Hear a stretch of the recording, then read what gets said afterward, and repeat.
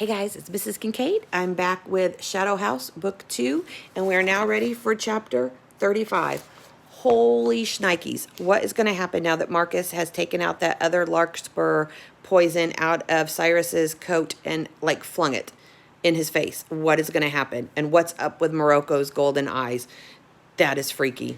2 more chapters. Let's go with 35 at the end. Go to Plato, Book 2, Chapter 35, and we'll see what we need to answer. Cyrus's shrieks pierced the night. He threw his hands in his face and then dropped to the ground, crying in agony.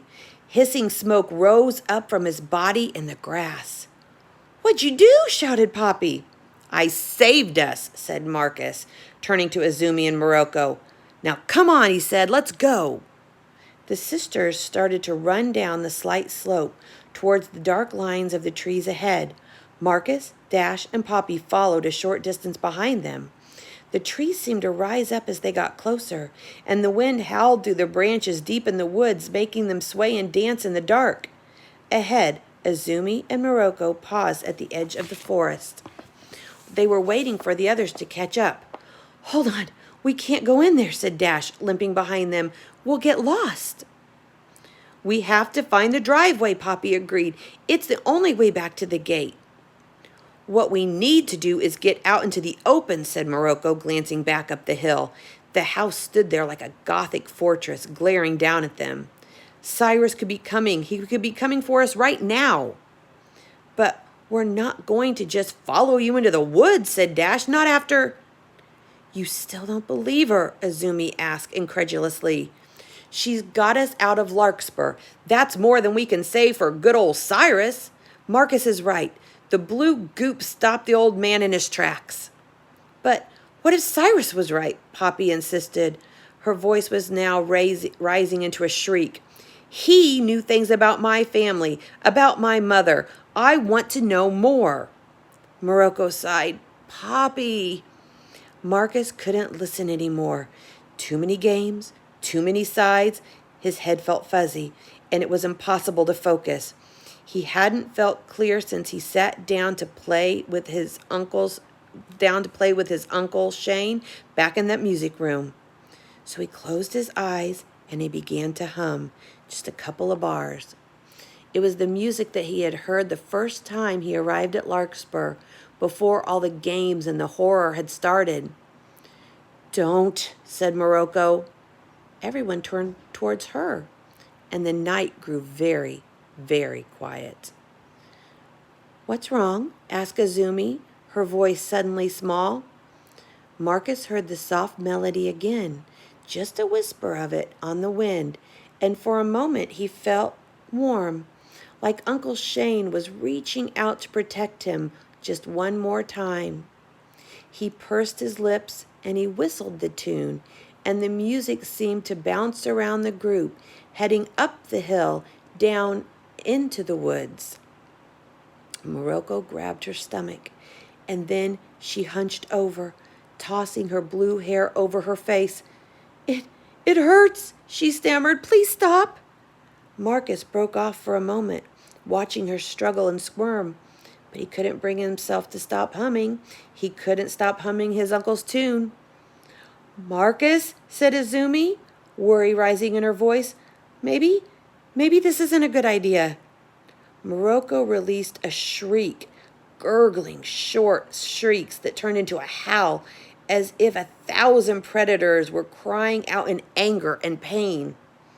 Marcus choked, and he lost the melody. The group stepped even further away from Morocco, and she swiped her head up, but now her appearance had changed. Her skin, it was swelling, and her face was growing puffy, and it was purple, as if filled with fluid, and her eyes were golden now, golden and glowing. She shook as if she was in agony, unable to express it aloud through her inflamed lips, which were now splitting.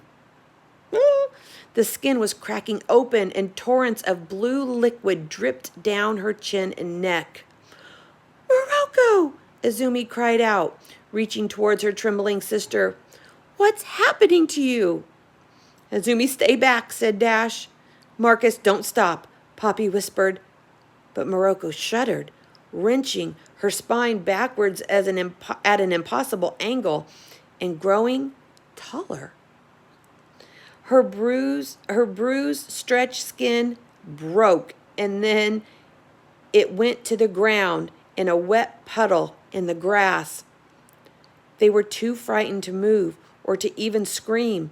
Poppy, Dash, and Azumi clung to one another as the beast rose to its full height.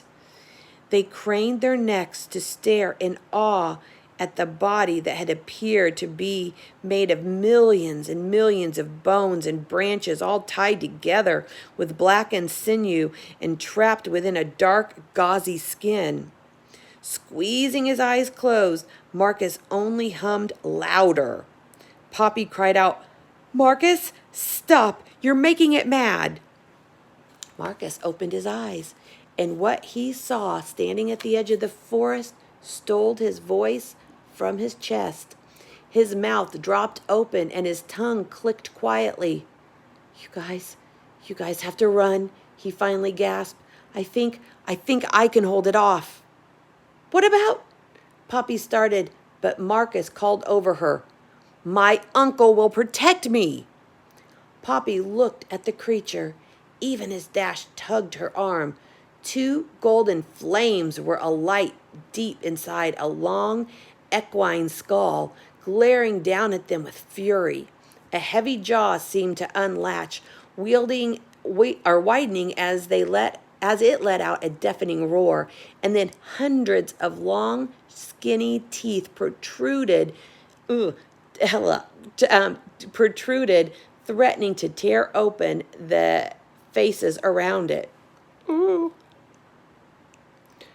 Do what Cyrus said. Run, Marcus shoved Poppy towards Azumi. Then he started humming even louder, turning to face the shadowy creature. Dash and Azumi dragged Poppy away fast as they could. Dash felt numb, unable to even feel his legs carrying him through the grass. He turned, and faster than he could see, the beast swung out a long, skinny arm, sending Marcus flying towards the line of trees. A disturbing crunch rang out as he hit a thick trunk before dropping to the ground several feet below. Poppy and Azumi whipped around. No! Azumi screamed. Uh-oh. Here's another freaky picture. So that is what was inside of Morocco, or that was disguised as Morocco. Very freaky. His face was tilted down, and none of them could see if his eyes were open or closed. Poppy knelt and then hitched a breath. I think he's gone. Dash crossed his arms and stepped away before turning to face the house. He shook his head slightly as if he'd already known the truth, and it was finally sinking in. It's my fault, Azumi whispered. Marcus had hurt her. He'd betrayed her, but he didn't deserve this. Nobody did. I didn't know. It's nobody's fault, said Poppy, grabbing Azumi and enclosing her in her arms. But you don't understand, said Azumi. Her voice was muffled into Poppy's t-shirt. If I hadn't trusted her, I thought she was my sister. I needed her to be my sister. It's nobody's fault, Poppy repeated. Her voice was harder this time. The girls fell silent as they hugged each other. Dash sat beside them, staring up at the night sky. We have to start moving, he said finally, refusing to look at Marcus. A flurry of memories lit through him. Dylan's body was clear in his mind, lying on the floor of the dressing room, and then on the floor in the tower. Cyrus collapsing into the grass. Marcus flying through the air and landing so still. Dash shook his head, straightening his spine. We have to find the driveway and the path through the woods to the gate. We need to find the real way out. Poppy nodded. That thing, it's going to come back. I just know it. Which way do we go? Asked Azumi, her teeth chattering. Dash pointed towards the dark and sprawling mansion. His arms felt heavy, lifeless. The path, it's on the other side of the hill, on the other side of the house. There is no way I'm going back near that place, said Izumi. Then we'll go around it, said Poppy. We'll stay near the line of trees, but far enough from the shadows so that we can see what's coming. We're never going to be able to see what's coming, said Dash. Izumi and Poppy glanced down at Marcus. Should we try to take him with us? Asked Izumi. Dash sniffed. We can't. We might not even make it by ourselves. We're gonna make it, said Poppy. We're already gotten out of that house. It's only a little bit further now. What about your brother, Dash, said Izumi. You're gonna leave him there too? Dash's spine slumped. Dizzy, he placed his palms over his eyes and scrubbed at them to hold in the tears. I don't even know where to start looking, he said. I can't go back into that building again, not after what we just saw. But if we do find him, said Izumi, how can we be sure it's really him? You're both right, Poppy whispered. You have to save you, Dash. Dylan, the real Dylan, would have wanted that, right?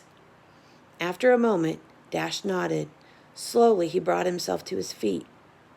We have to leave him behind. Reaching down, he helped the girl stand up. They waited another moment. Poppy thought of Marcus, hoping that he was safe now, dreaming of his cello, of his uncle, and of their melody. Silently, each of them thanked him for being brave, for the gift of his song, even when he must have feared what it would cost him. Then, holding hands, they stepped back into the meadow's tall grass, and they headed along the line of trees that straddled both the light from the stars and the forest overreaching shadows. That's the end of that chapter. Okay, go to Plato. Go to a message. Put in Book 2, Chapter 35. Is Marcus really gone? Did he just die? Did he just sacrifice himself for everyone? Remember he said, no, my uncle will protect me. And then it seems like he's dead. Is he dead? You tell me. I don't even know anymore. Bye.